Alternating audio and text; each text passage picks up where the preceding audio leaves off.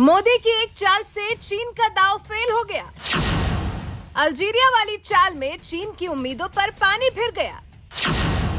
France की मदद कर भारत विश्व में और मजबूत हो गया। फ्रांस और भारत के रिश्ते काफी घनिष्ठ हैं। दोनों देश एक दूसरे के लिए खड़े नजर आते हैं और जब से पीएम मोदी ने भारत की सत्ता को जीता है, उसके बाद से तो ये रिश्ते और ज्यादा करीबी हो गए हैं और ज्यादा घनिष्ठ हो गए हैं। फ्रांसीसी राष्ट्रपति इमैनुअल मैक्रों तो जैसे आंख मूंद कर पीएम मोदी के कामकाज और उनके नेतृत्व में विश्वास करते हैं। वहीं भारत भी फ्रांस से दोस्ती के लिए, उससे अपनी निष्ठा निभाने के लिए चीन तक को गरियाने से परहेज नहीं करेगा। ये ब्रिक्स सम्मेलन में भारत ने साबित कर दिया, जब फ्रांस के कहने पर अपनी वीटो पावर का इस्तेमाल किया और चीन के अल्जीरिया वाले सपने को साकार नहीं होने दिया। चीन की उम्मीदों पर भारत की नरेंद्र मोदी सरकार ने पानी फेर दिया। कैसे, हम आपको बताते हैं। फ्रांस की दोस्ती के लिए भारत ने चीन की चाल को फेल कर दिया। एशिया की राजनीति पर पैनी नजर रखने वाली वेबसाइट द क्रडाल की रिपोर्ट के मुताबिक फ्रांस के अनुरोध पर भारत ने उत्तरी अफ्रीका देश अल्जीरिया के खिलाफ अपनी वीटो पावर का प्रयोग किया। ऐसे में अल्जीरिया संगठन में शामिल नहीं हो सका।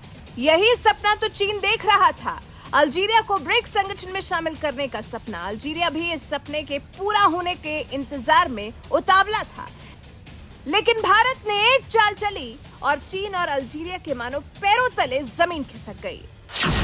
टूट गया अल्जीरिया का सपना। अल्जीरिया काफी दिनों से ब्रिक्स में शामिल होने का इंतजार कर रहा था। सूत्रों के हवाले से पता चला कि फ्रांस की इंटेलिजेंस एजेंसी ने ब्रिक्स सम्मेलन से पहले अपने भारतीय समकक्षों से संपर्क किया था। फ्रांस ने भारत से अल्जीरिया के संगठन में प्रवेश को रोकने की रिक्वेस्ट की थी। उसका मकसद इस कदम के जरिए साहेल क्षेत्र में अल्जीरिया के प्रभाव को रोकना था। फ्रांस नहीं चाहता था कि ब्रिक्स में शामिल होकर अल्जीरिया चीन को अपने क्षेत्र में मजबूत करे, क्योंकि पिछले दिनों चीन और अल्जीरिया के रिश्ते काफी मजबूत हुए हैं और फिर इसे भारत के जरिए फ्रांस का अल्जीरिया से लिया हुआ बदला भी करार दिया जा रहा है। फ्रांस ने अल्जीरिया से कैसे लिया बदला?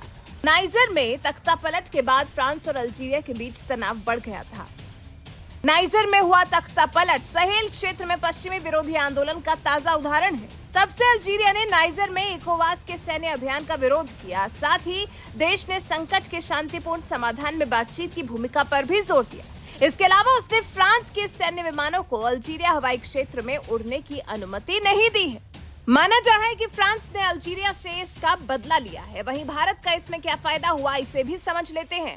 क्रडाल न्यूज वेबसाइट के मुताबिक भारत के प्रधानमंत्री नरेंद्र मोदी ने अपने दोस्त देश फ्रांस के राष्ट्रपति इमैनुअल मैक्रों के अनुरोध को कूटनीतिक तौर पर लिया है और उसमें एक मौका देखा है।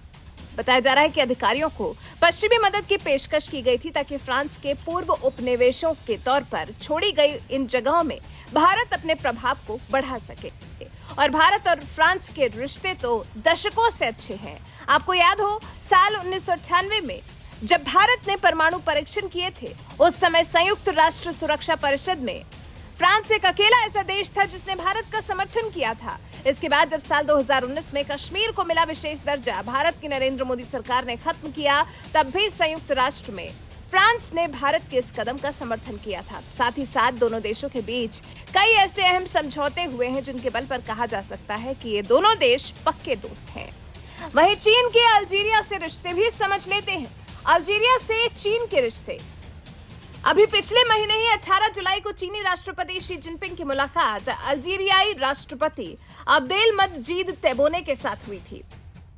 द डिप्लोमैट की रिपोर्ट के मुताबिक चीन ने अल्जीरिया की आजादी से पहले और बाद में एफएलएन का समर्थन किया। इसके अलावा अल्जीरिया की अनंतिम सरकार को मान्यता देने वाला पहला गैर अरब देश बना था। और प्यार अल्जीरिया के लिए चीन का कैसा और कितना है, इससे आप समझ ही गए होंगे। लेकिन फ्रांस का साथ देकर भारत ने इसके सपने को चकनाचूर कर दिया। वैसे भारत ने फ्रांस के कहने पर जिस तरह से अल्जीरिया के खिलाफ ब्रिक्स की बैठक में वीटो पावर का इस्तेमाल किया है, इस बारे में आपका क्या कुछ कहना है? कमेंट कर अपनी राय हमें जरूर बताएं।